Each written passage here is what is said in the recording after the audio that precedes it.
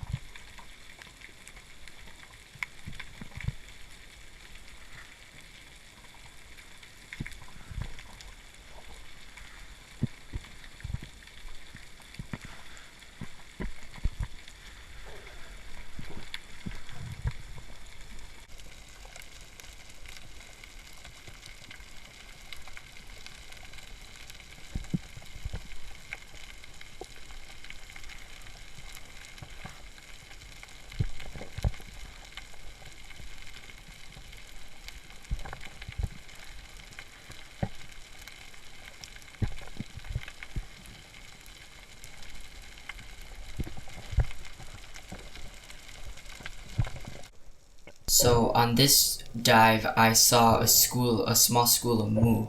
So I take the drop.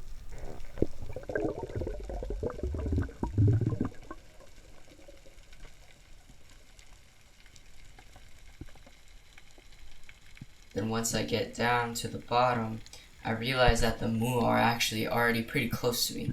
But I just wanted to make sure that I got a good shot. So once I get to the bottom, I see that they're pretty close, and I start throwing up sand. Now the reason I do this is because moo and a lot of other fish, but especially moo, are suckers for that dust. So when you dust, they'll come in really fast. And there's a certain point where they'll come in close, but they won't come any closer. So once they reach that point and they're not coming closer, that's when you take your shot. So when you're taking a shot at a moo, what I like to do is when I'm ready to shoot, I take my gun and I take a couple strides forward and pull the trigger. That way I close the distance, any residual distance that I feel that will help me get closer to them and more in range. And so I'll have a better chance of hitting the fish.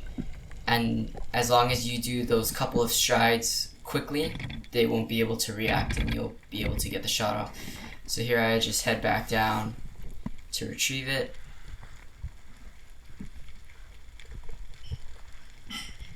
This shot was pretty low, not the greatest, but I'm still really happy because moose are one of the best eating fish in Hawaii and also one of the hardest to shoot. So I was really stoked to shoot this fish.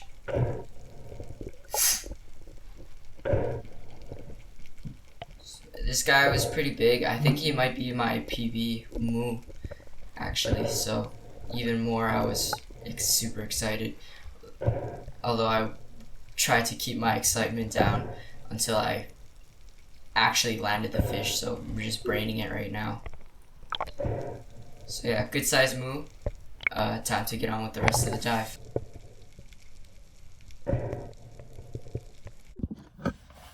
Okay, so after I shot the moo, I realized that I didn't really want to cook moo on the beach because I only brought stuff to fry fish, and I feel like I would be doing it in injustice by just simply frying it, because moo tastes really, really good other ways. So I didn't want to waste it in a sense. So I decided to bust out the 3-prong and go after some pan fry fish like a hole hole, menpachi, a veo, and so because those I have no problem cooking on the beach, and actually that was what I would prefer. So I busted out the 3-prong and started trying to shoot some of those. So with the hole hole, I shot 3 of these today, and they're almost always in rocks, and they're almost always in groups. So if you just look in holes and stuff, you'll find like small schools of them. At this spot, I know a couple of holes where there's a lot of them, so I just went straight to those and shot a few. So yeah, I just shot these. These are really good frying fish, which is perfect because that's what I brought. That's all the ingredients I brought was to fry fish. So I got the fish that I need to fry. I'll let the rest of the clips play out. But I have the fish that I need to cook. I have my dinner. It's time to head in.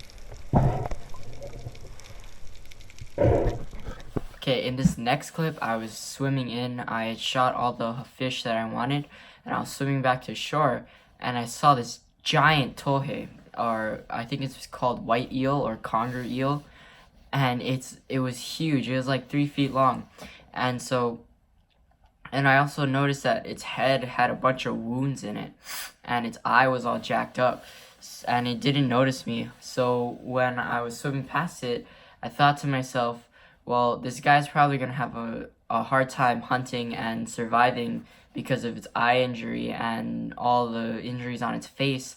So I should just shoot it because it will make really good lure bait and we're going to spend the night fishing. So I decided to shoot it. So I got my 3-prong again and I decided to put it out of its misery.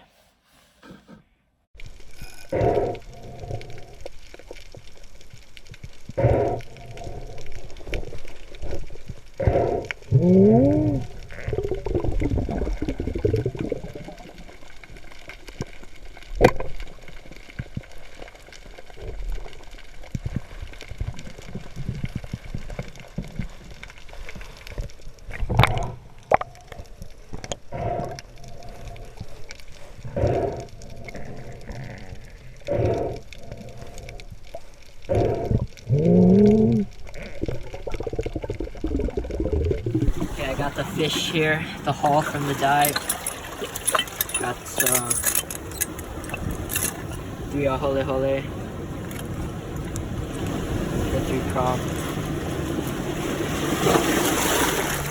good size ones. And then I shot this big moo and the big tohei, big moo, and then I think this is my PB moo, and then this tohei, good lure bait. So I'm just gonna clean the fish, and then later on, I'm not gonna cook the moo here because it's too good to cook on a little stove. So I'm just gonna fry up the hole hole for dinner, and we'll cut up the tohei, use it for lure bait. And so yeah, I'll just clean those, cook them up for dinner. and set up my own pole and start fishing.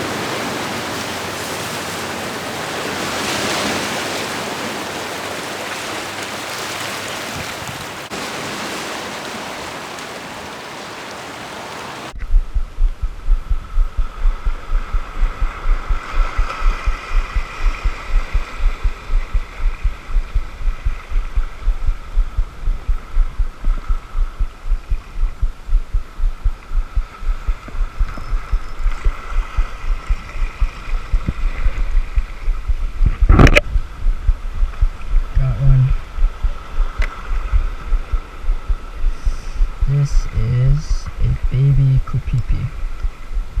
It's a type of damselfish. Good lure bait.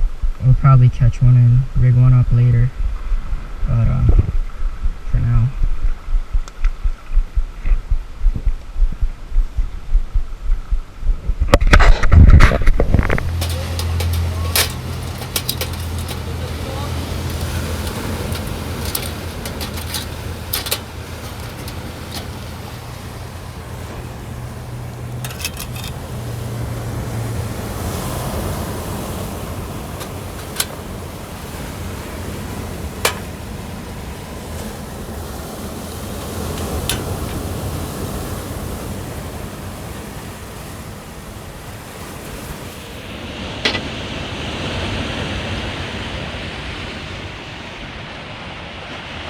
So for the hole hole, I'm just gonna be frying them in some lemon pepper seasoning. See, I got the burner going, the hot oil, and then the 3 hole holes. So I'm just gonna season it and then stick them in there for 10 minutes each side probably, and then eat them.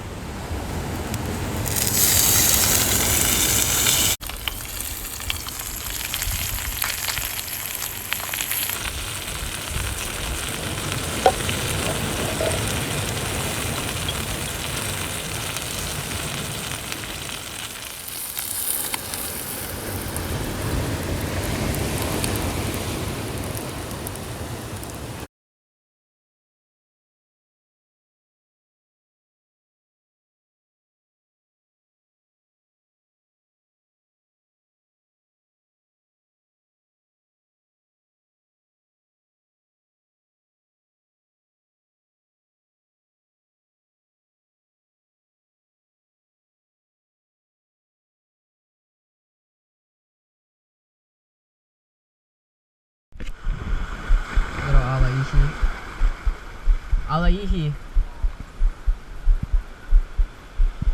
Didn't even realize he was on, he was so small.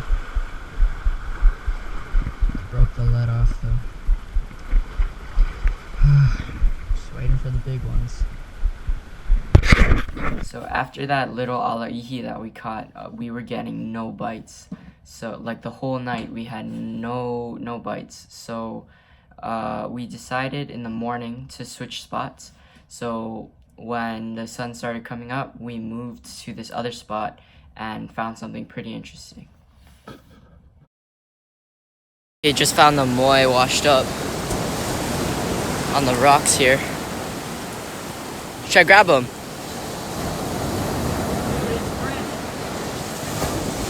Oh, bring him, bring him! Oh my god! Dude, that thing is huge! That's a big moi! Oh, This is like my PB right here. This is my other. I caught one like this size, like last year. holy bro.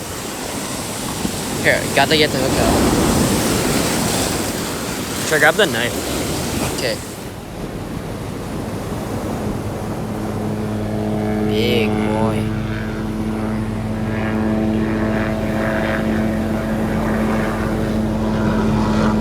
like a 3-4 pounder. Look at the belly too. Big moi. Oh my goodness. Biggest thing we caught in the past 2 days.